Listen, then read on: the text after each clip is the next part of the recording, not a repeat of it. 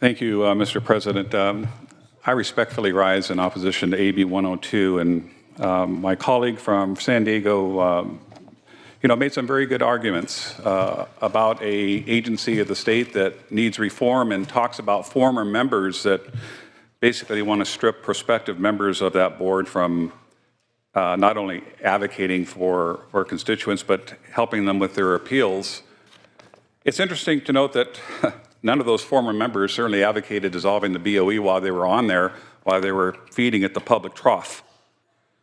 My friends, the Hispanic Chamber is opposed to AB 102. The Black Chamber is opposed to AB 102.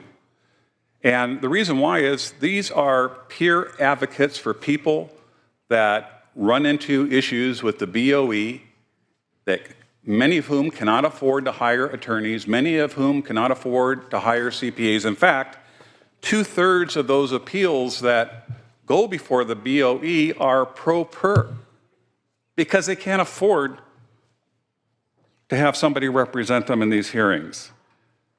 This, again, is an abuse of a trailer bill process. It's not meant to pass sweeping policies, sweeping wholesale degradation of agencies without the opportunity to at least give those board members an opportunity to respond to us, without giving an opportunity for the public, 40 million people, businesses that are already struggling with the highest taxes in the entire country, to not have an outlet, an inexpensive outlet to advocate on their behalf when they have a solid case against the state of California that says that they owe more taxes than they probably should.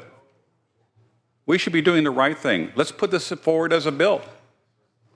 Let's have appropriate conversations, understanding that this agency needs to be looked at and we need to embrace reforms. I've always wondered why we have two agencies of this type. Why do we have the Franchise Tax Board and the BOE? Why isn't the state looking to save money to consolidate these two agencies and look for those reforms to save the taxpayers? That's what I fail to hear very often on the floor of the Senate today when we're discussing the budget. We hear what's good for public employees. We certainly don't hear, what's in the best interest of our tax-paying constituents that have us to be their representatives on this floor to represent their views. You're taking away a very important tool for small business people that are struggling to stay alive in a state that has some of the most onerous regulations, in a state that has some of the highest, if not the highest, taxes to survive.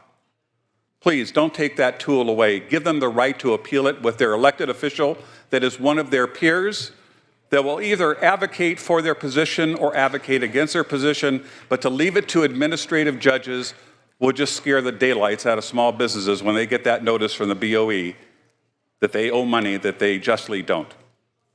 For those reasons, my friends, please vote no on AB 102.